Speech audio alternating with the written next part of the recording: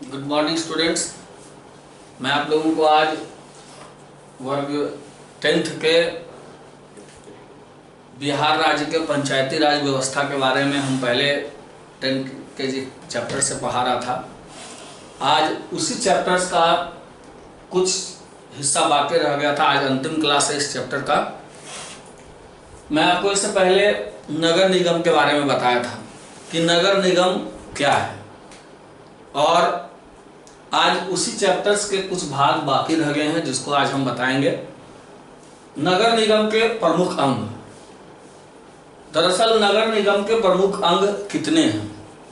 बिहार पंचायती राज व्यवस्था के अंतर्गत मैं आपको अध्ययन करा रहा था, इसलिए मैं उसी के टॉपिक पर आपको बताऊंगा कि नगर निगम के मुख्यतः 4 अंग हैं, जिसका मैंने यहाँ पर जिक्र किया है।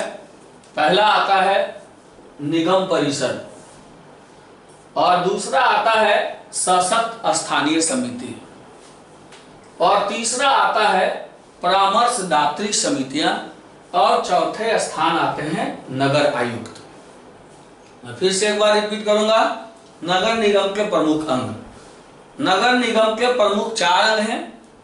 पहला आता है निगम परिषद, दूसरा आता है सशक्त स्थानीय समिति, और तीसरा आता है परामर्शदात्री समितियां, और चौथे आते हैं नगर आयुक्त। अब बारी बारी से हम चारों के बारे में अध्ययन करेंगे। निगम परिषद। निगम परिषद क्या है? दरअसल निगम परिषद में मैंने लिखा है इसे कई क्षेत्र में बांटे जा सकते हैं, यानी आबादी जितनी होगी अर्थात जनसंख्या जितनी होगी उसके आधार पर निगम परिषद को बांटा जाएगा, और इसमें मतदाता द्वारा एक प्रतिनिधि चुने जाते हैं। कहने का सही अर्थ हुआ कि जितना क्षेत्र बटेगा निगम परिषद के अंतर्गत, उन्हीं क्षेत्रों के आधार पर चुनाव होंगे, और चुनाव से एक प्रतिनिधि की चुने जाएंगे। प्रतिनिधि का चुनाव होगा, और परिषद का कार्यकाल जो भी होगा, जो सदस्य चुने जाएंगे, जो भी मेंबर चुन करके जाएंगे, उनका कार्यकाल 5 वर्ष का होगा। उसके फिर 5 साल के बाद फिर पुनरावृत्ति होगी, नए चुनाव होंगे, और नए सदस्य वहां निर्वाचित होकर के जाएंगे। और सबसे बड़ी बात है कि निगम परिषद का बैठक प्रत्येक माह होना अनिवार्य होता है। हर महीना होना है, चाहे वह जिस किसी भी निर्धारित तिथि में हो। इससे पहले हम आपको बताए थे कि भाई ग्राम पंचायत में आम सभा, ठीक उसी प्रकार से निगम परिषद में जो बैठकें होगी वह 1 महीना में कम से कम 1 बार होना अनिवार्य है। अब देखिए इसमें सदस्य में कौन होंगे। सदस्य जो होगा निगम परिषद में आखिर कौन कौन होगा? तो संबंधित क्षेत्र का सांसद उसका सदस्य होगा, स्थानीय विधायक जो विधायक होंगे, और स्थानीय पार्षद जो चुनाव जीत के आएंगे। अर्थात यहां तीनों चुनाव जीत के आते हैं। ये संसदीय क्षेत्र से आते हैं, ये विधानसभा क्षेत्र से विधायक आते हैं। सांसद जो होगा वह संसदीय क्षेत्र से आएगा, विधायक जो होंगे वह विधानसभा क्षेत्र से आएंगे, और स्थानीय पार्षद जो अपने स्थान के होंगे, अन्य संबंधित एरिया के होंगे। और यही तीनों उसका सदस्य होगा, किसका? निगम परिषद का। अब सवाल उठता है कि इतने जो मेंबर चुने जाएंगे, सांसद हैं, स्थानीय विधायक हैं, स्थानीय पार्षद हैं, जो सदस्य होंगे, वो करेंगे क्या? तो नगरों के विकास के लिए, नगरों के विकास के लिए यह प्रमुख नियम बनाएंगे। इनका काम होगा नियम बनाना कि कौन कौन सा काम होगा, किस रूप से होगा, है ना, कहाँ किस तरीके की व्यवस्था की जानी है, साफ सफाई है, बिजली है, अजायब घर है, जैसे अगर व्यवस्था करनी है तो किस रूप में करनी है, इसका खुला अधिकार निगम परिषद के सदस्य को होगा। उसके बाद निर्णय भी लेना, पुनः कर लगाना, टैक्स लगाना। अगर मान लिया जाए संबंधित क्षेत्र में फुटपाथ लग रहा है, मेला लग रहा है, या कोई टावर झूला वगैरह लग रहा है, तो उस पर भी, या हाट लग रहा है जैसे पशु हाट है या खाद्य सामग्री हाट है, तो ऐसे हाट पर भी निगम परिषद जो है वह टैक्स लगाने का अधिकार रखता है। फिर आते हैं निगम परिषद में जो मुख्य अधिकारी कौन होंगे। निगम परिषद में एक महापौर और दूसरा उप महापौर चुने जाएंगे। महापौर जो होंगे, देखिए मैंने लिखा है निगम परिषद अपने में से एक महापौर और उप महापौर चुनते हैं। ठीक है, जो निगम परिषद का सदस्य होगा वो अपने में से एक आदमी को महापौर चुनेगा और दूसरे को उप महापौर। अब महापौर नहीं होंगे तो उनकी अनुपस्थिति में उप महापौर क्या करेंगे, काम करेंगे। और इन लोगों का कार्यकाल जो होगा 5 वर्ष का होगा, यानी महापौर और उप महापौर का भी कार्यकाल 5 वर्ष का होगा। यह निगम परिषद का सभापति होगा, यानी जो महापौर होंगे वह निगम परिषद के कौन होंगे, सभापति।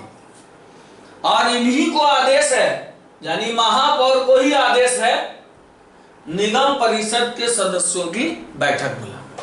उनका काम है बुलाना, और जब वो नहीं रहेंगे तो उनकी गैर मौजूदगी में काम की जिम्मेवारी उप महापौर पर होगी।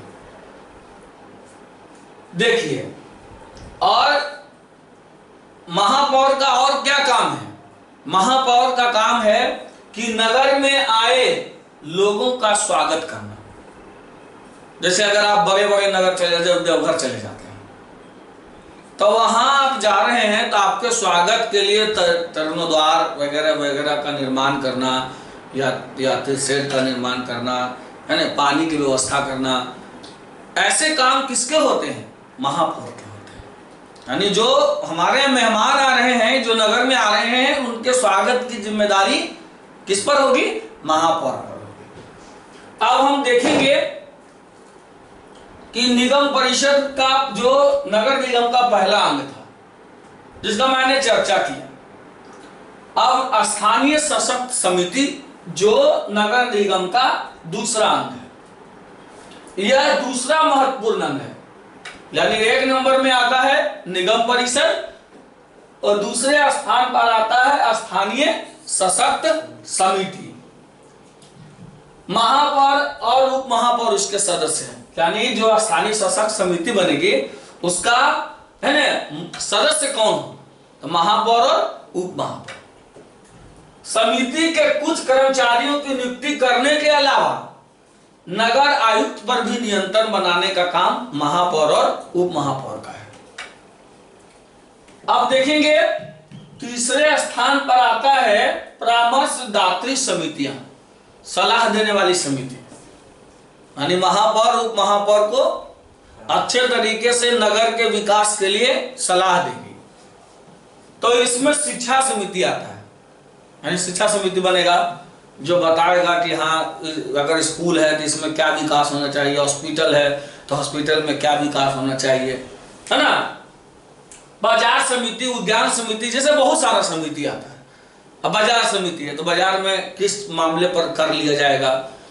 अगर मान लिया जाए कोई रोड में गेट बनाना चाह रहा है अपने निजी प्रचार के लिए, तो उस पर भी टैक्स लगाएगा। कोई बाहर से मालगाड़ी आ रही है तो उस पर टैक्स लगाना, है ना। सड़कों के किनारे कोई फुटपाथ लगा रहा है तो उस पर, है ना, नियंत्रण रखने का काम तो नगर निगम करती ही है, लेकिन सलाह कौन देगी कि किस काम पर क्या क्या करना है, तो परामर्शदात्री समिति इसका सलाह देगी। किसको, महापौर और उप महापौर। देखिए उसके बाद देखिए जो निगम परिषद को सलाह देते हैं, यानी जो निगम परिषद के अंतर्गत जो भी आएंगे उसको परामर्शदात्री समिति क्या देगी, सलाह देगी। अब देखिए चौथा आता है नगर आयुक्त। नगर आयुक्त जो होंगे इसकी नियुक्ति राज्य सरकार द्वारा होती है। चौथा स्थान जो है नगर आयुक्त का है। तो आप समझ जाएं कि नगर आयुक्त को चुनेगा कौन, आएगा कैसे काम करने के लिए। तो किसी भी नगर में नगर आयुक्त की नियुक्तियां राज्य सरकार करेगी, चाहे वह किसी का भी कोई भी राज्य हो। तो हर एक राज्य में एक नगर आयुक्त होंगे जिसको कौन चुनेगा, राज्य सरकार।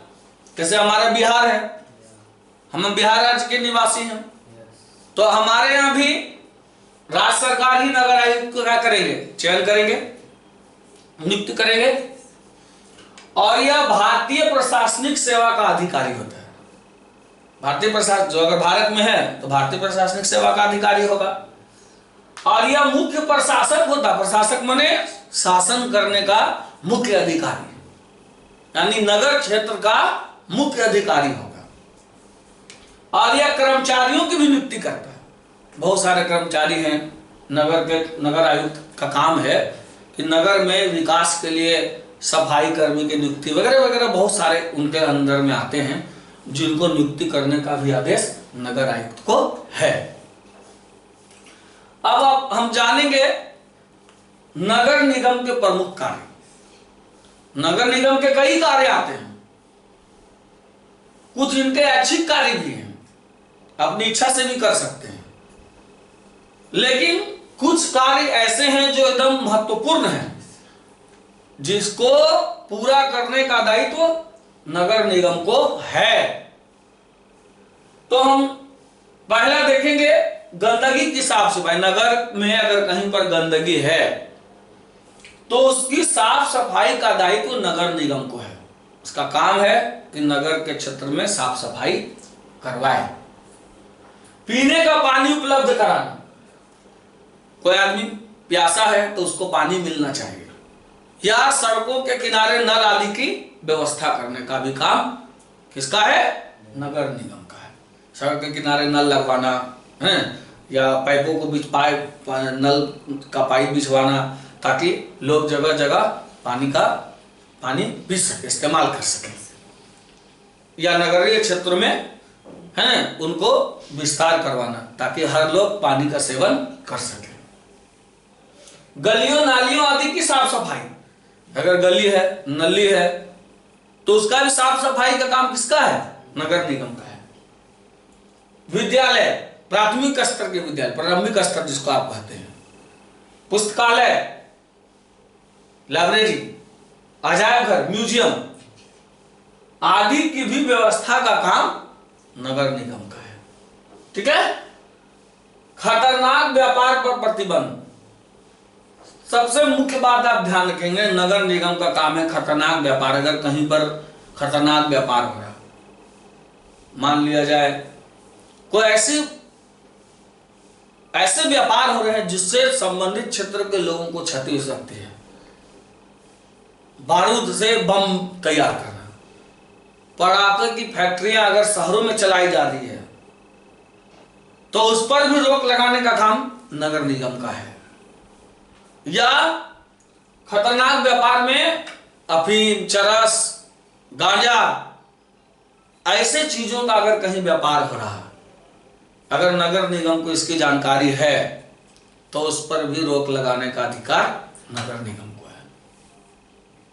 पागल कुत्तों को मारना, अगर शहर में कोई कुत्ता पागला हो गया, बहुत आदमी को शिकार बना लिया, तो उसको भी मारने का अधिकार किसको है, नगर निगम। मरवाएगा वो, क्योंकि उससे क्या हो रहा, नगर के लोगों की क्षति हो रही है। आग बुझाने का प्रबंध, अगर कहीं आग लग गया तो आप लोग उसको फायर ब्रिगेड या दमकल बोलते हैं, उसकी व्यवस्था करवाने का भी काम नगर निगम को है। नगर की जनगणना, नगर में कितना आदमी है, कितनी जनसंख्या बढ़ी है, समय अनुसार नगर की जनगणना का भी काम नगर निगम का है। नगर में बस चलवाना, नगर के बस। जैसे आप देखेंगे बहुत सारे बड़े बड़े शहरों में बस चलाए जाते हैं, नगर निगम के बस चलते हैं, जो एक स्थान से दूसरे स्थान पर, जैसे आप पटना चले जाएं, हैं, तो बड़े बड़े शहरों में आप देखेंगे, कोलकाता चले जाएं, तो आप देखेंगे कि बड़े बड़े शहरों में नगर निगम की बसें चलाई जाती हैं और वो संबंधित क्षेत्र से दूसरे क्षेत्रों तक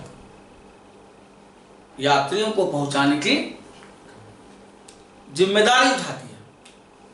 तो स्पष्ट हो जाता है। और भी आते हैं, जैसे दुग्धशाला की स्थापना करना, मनोरंजन गृह सिनेमा हॉल उसका व्यवस्था करना, नए बाजार बनाना, शमशान घाट कब्रिस्तान की रक्षा करना, ये सब काम नगर आयुक्त का है। That's all. ओके, अब ये चैप्टर का लास्ट क्लास था। मैं पुनः अगले दिन आऊंगा और अगले चैप्टर के बारे में आपको अध्ययन कराऊंगा। Thank you.